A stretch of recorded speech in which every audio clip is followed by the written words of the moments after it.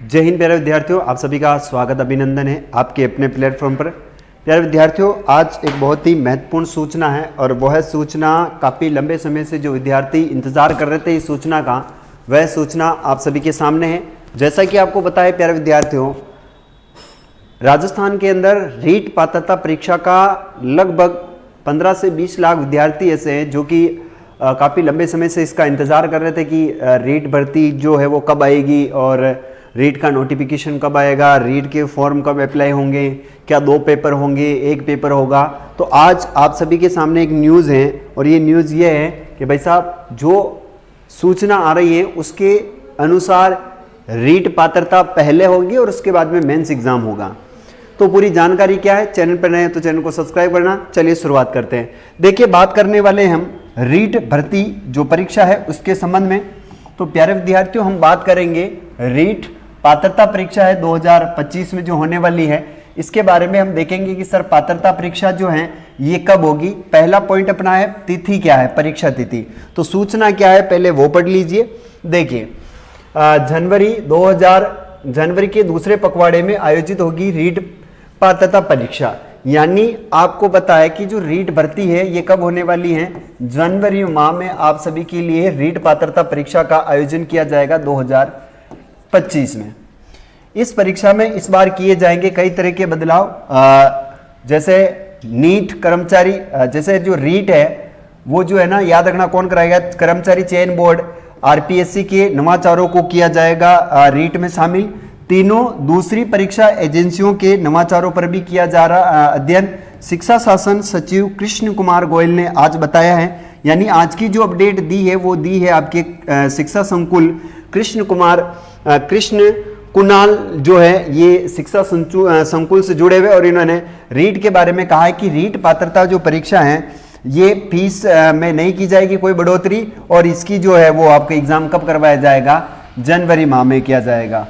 यहाँ पर देखा जाए रीट परीक्षा की तैयारी को लेकर जो बैठक हुई है, जैसे शिक्षा सचिव कृष्ण कुणाल की अध्यक्षता में ये आयोजित हो रही हैं, और बैठक में शिक्षा सचिव शिक्षा संकुल में ले रहे हैं, शिक्षा विभाग के जो भी अधिकारी हैं वो बैठक में शामिल थे, और शांतिपूर्ण परीक्षा कराने को लेकर ये जो है वो बैठक चल रही थी। संभवतः बताया गया है कि जनवरी माह के पहले या दूसरे सप्ताह में रीट जो है वो आयोजित हो सकती है।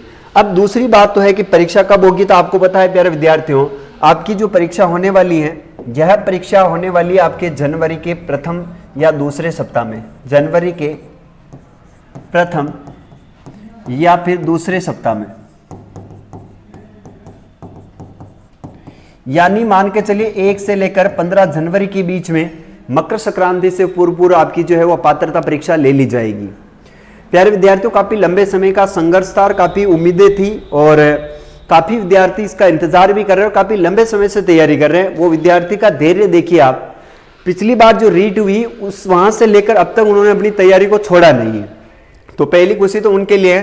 परीक्षा तिथि आप सबके सामने, आवेदन बहुत जल्दी लिए जाएंगे। कौन कौन आवेदन कर सकता है? तो प्यारे विद्यार्थियों, इसके अंदर आपको बताएं जो बीएसटीसी किए हुए विद्यार्थी हैं, या फिर इसके अंदर आपकी जो बीएड वाले विद्यार्थी होते हैं, वो 2 प्रकार के विद्यार्थी इसके अंदर अप्लाई कर सकते हैं, या डीएलएड कर रखी हो, बीएसटीसी हो।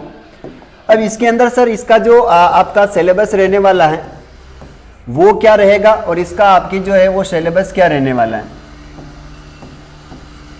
देखिए, इसके अंदर जो है वो आपको पता है पहली से लेकर 5वीं तक का टीचर बनता है, और इसके अंदर जो बनता है वो बनता है 6ठी से लेकर 8वीं तक का टीचर, 6ठी से 8वीं तक का टीचर बनता है। इसमें सर सिलेबस में क्या होता है तो आपको पता है प्यारे विद्यार्थियों, मनोविज्ञान, ठीक है, 150 नंबर का आपको पता है पेपर होता है। कितने अंक का होता है? 150 प्रश्न होते हैं, है ना। मनोविज्ञान के आपके 30 प्रश्न पूछे जाते हैं, 30 अंकों के होते हैं।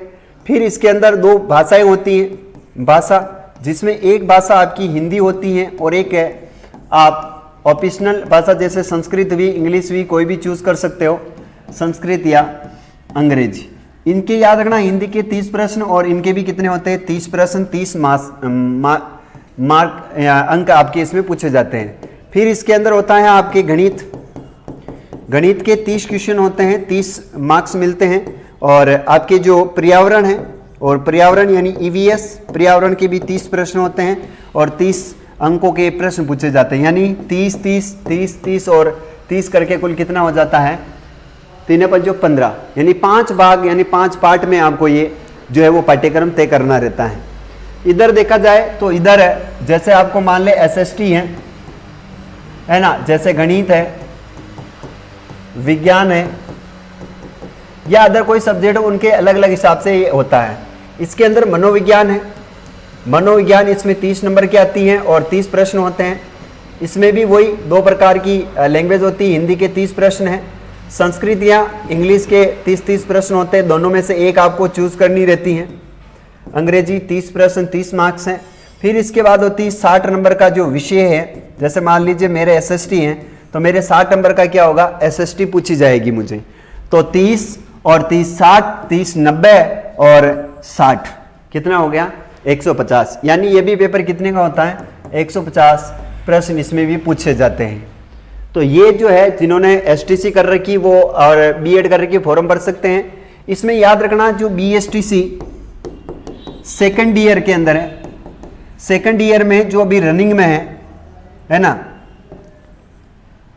जो रनिंग में चल रहे हैं वो भी क्या कर सकते हैं, इसके अंदर फॉर्म अप्लाई कर सकते हैं। जिसने फर्स्ट ईयर की मार्कशीट उनके हाथ में है और दूसरा ईयर रनिंग में चल रहा है वो भर सकते हैं। सिलेबस क्या रहने वाला है मैंने आपको बता दिया, बीएसटीसी और बीएड वाले आप लोगों को बस तैयारी में लग जाना है, तैयारी करते रहिए। आपके पास 2.5 महीने हैं, कितने महीने हैं 2.5 महीने हैं आपके पास जो है 2.5 महीने हैं, और इस 2.5 महीने के अंदर आपको पात्रता क्लियर करनी है तो काफ़ी बेहतरीन तरीके से आपको तैयारी करनी पड़ेगी। तो प्यारे विद्यार्थियों ये एक रीट का जो एक काफ़ी अच्छी सूचना, काफ़ी अच्छी जो है वो न्यूज़, जितने भी बेरोजगार विद्यार्थी उनके लिए काफ़ी अच्छी न्यूज़ है ये। जो भी विद्यार्थी रीट की तैयारी कर रहे हैं वो चाहते हैं कि सर हमें रीट का पूरा सिलेबस बताएं, क्या सिलेबस रहने वाला है, तो उसके लिए भी प्यारे विद्यार्थियों इसी प्लेटफॉर्म के माध्यम से पूरा का पूरा रीट है आपकी जो पात्रता परीक्षा है उसका लेवल फर्स्ट यानी बीएसटीसी वालों के लिए और आपकी बीएड वालों का पूरा प्रॉपर 2 वीडियो आपको मिलेगा, जिसमें पूरा सिलेबस मैं आपको बताऊंगा, कैसे तैयारी करें, कहां से तैयारी करें, उसके बारे में भी मैं आपको बताऊंगा।